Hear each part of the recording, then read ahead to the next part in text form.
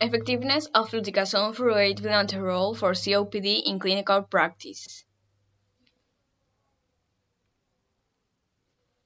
Definition: COPD or chronic obstructive pulmonary disease is a progressive disease that makes it hard to breathe. COPD can cause coughing that produces large amounts of a slimy substance called mucus, wheezing, shortness of breath, chest tightness, and other symptoms.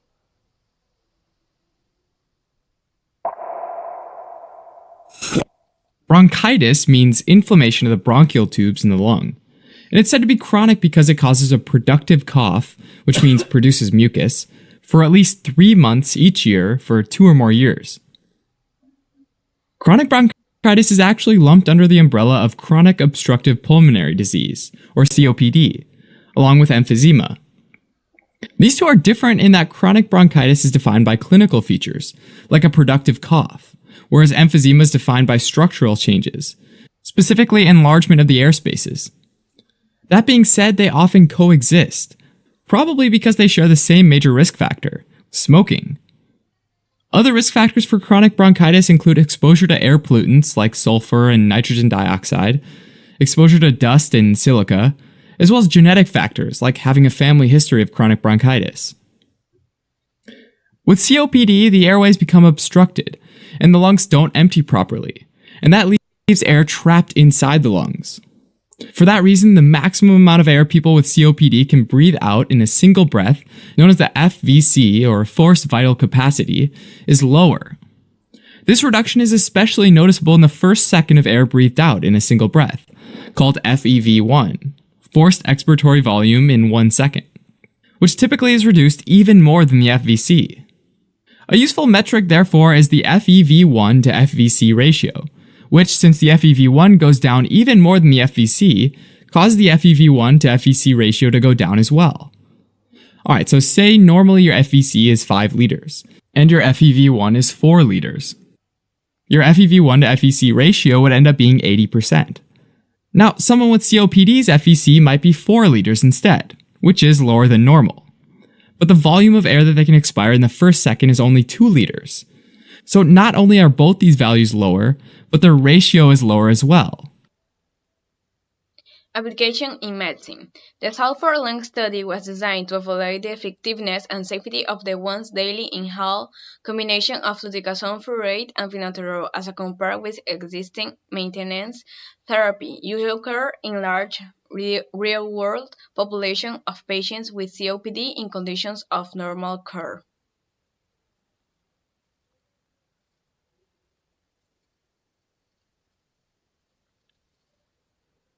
Chronic obstructive pulmonary disease, pathophysiology and diagnosis.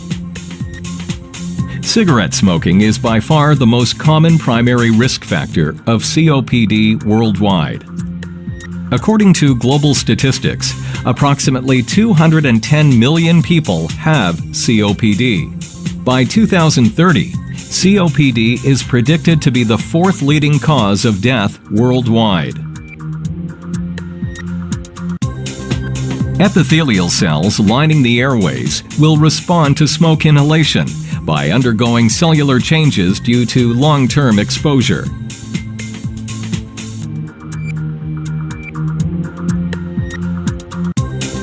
Over time, chronic irritation and inflammation of the air passages causes small airways disease and parenchymal destruction.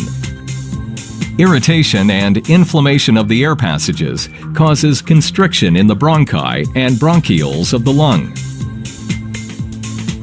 In a healthy individual, standing at rest at the foot of a staircase while breathing normally, lung volume is well balanced in terms of IRV, inspirational reserve volume, VT, tidal volume, FRC, functional residual capacity.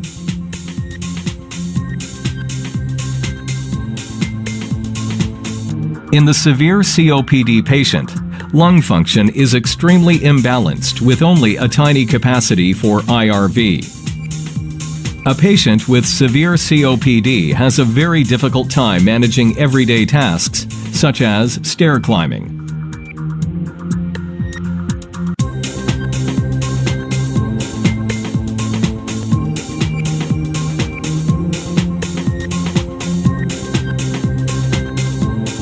The patient is asked to inhale and then forcefully exhale until the lungs are completely emptied via a tube attached to a recording device. The most important values from the spirometry readings are FEV1 and FVC. If the ratio of these values is less than 0.7, then COPD is suspected. More detailed results from spirometry can reveal the stage of COPD in the patient.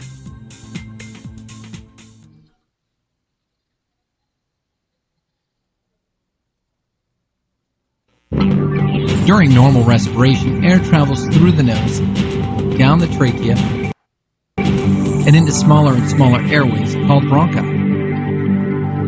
Bronchi divide into bronchioles and finally into tiny grape-like clusters of thin, fragile sacs called alveoli.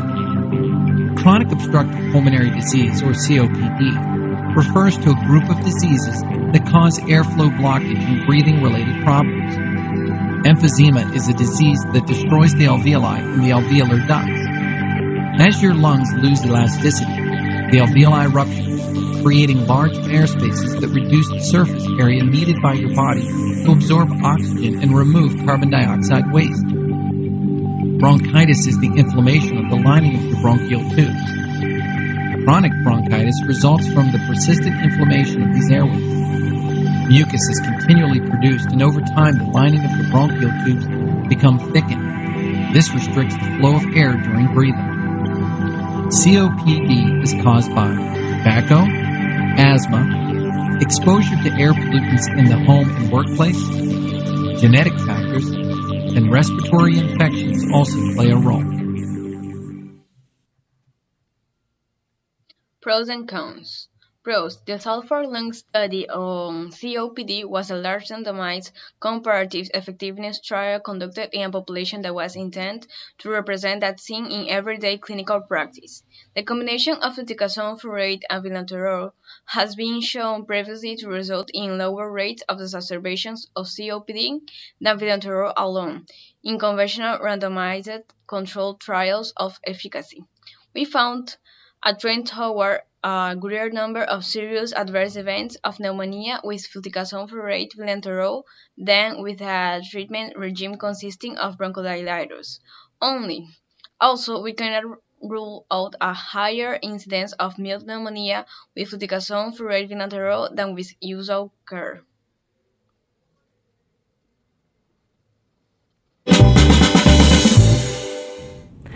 Advair discus, the brand name form of fluticasone and salmeterol, is a prescription medication used to treat asthma and chronic obstructive pulmonary disease. Advair contains two drugs, fluticasone and salmeterol. Fluticasone is a steroid medication which reduces inflammation in the airways. Salmeterol is a beta agonist which relaxes the muscles in the airways. These two drugs act to improve movement of air into the lungs. Advair discus comes as a dry powder for inhalation form and is usually taken twice a day. Common side effects of Advair discus are cold-like symptoms and headache. It's important not to take Advair unless prescribed by a doctor. For RxWiki, I'm Teresa Brucker.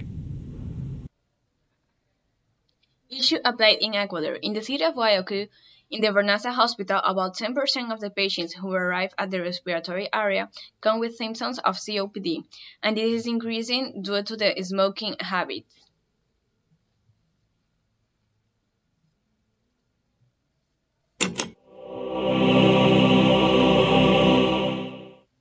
Over 12 million Americans currently suffer from the lung condition known as chronic obstructive pulmonary disease, but there are treatments that can help ease the symptoms. Chronic obstructive pulmonary disease, or COPD, refers to a combination of two separate diseases which interfere with breathing: emphysema and chronic bronchitis. While there is no cure for COPD, there are a variety of treatments capable of controlling the disease's symptoms and slowing its debilitating effects. The first step in combating COPD is to stop smoking. Without the interference of cigarettes, prescription medications will be vastly more effective against the disease, and lung deterioration caused by years of smoking inhalation will be reduced. The most commonly prescribed medications for those afflicted with COPD are a group called bronchodilators. Bronchodilators, like Alupint and Proventil, Relax the muscles around the bronchial tubes, allowing air to flow unrestricted from the mouth to the lungs. There are three types of prescription bronchodilating drugs: beta-2 agonists, which are available in both short and long-acting forms, anticholinergics, which are short-acting, and theophylline, which is long-acting. Short-acting bronchodilators help relieve COPD sufferers at the onset of an attack, while the long-acting varieties help to prevent and control symptoms from developing. Since there are such a variety of bronchodilators, each with varying effects, your doctor will take your specific symptoms into account when deciding which medication or combination of medications is best for you. Another type of drug used to relieve the symptoms of COPD are corticosteroids, which are sold under brand names like Pulmicort and Beclovent. Corticosteroids are anti-inflammatory drugs that work over an extended period of time to lessen the inflammation in the lungs. These medications are available in a variety of forms. Most can be taken through metered-dose inhalers, dry powder inhalers, or nebulizers, which deliver the medication in a very fine mist. Corticosteroids can also be prescribed in the more traditional pill or syrup form. Oxygen therapy is often used to supplement medication and involves supplying fresh oxygen directly to the patient. This therapy may be prescribed if appropriate levels of oxygen are not reaching the blood. Supplemental oxygen can help patients sleep better, complete daily activities with less difficulty, and even prolong their lives. As a last resort, surgery may be recommended for people with more severe cases of COPD. A common surgical option is lung volume reduction surgery, in which small areas of damaged lung tissue are removed. After the operation, the diaphragm will be able to contract more easily, allowing an improvement in the airflow to the lungs. In the most severe cases, it may be necessary for a patient to undergo a complete lung transplant operation. Conclusion. In patients with COPD and a history of exacerbations, a once-daily treatment regime of combined fluticasone furoate and vilanterol was associated with a lower rate of exacerbations than usual care without a greater risk of serious adverse events.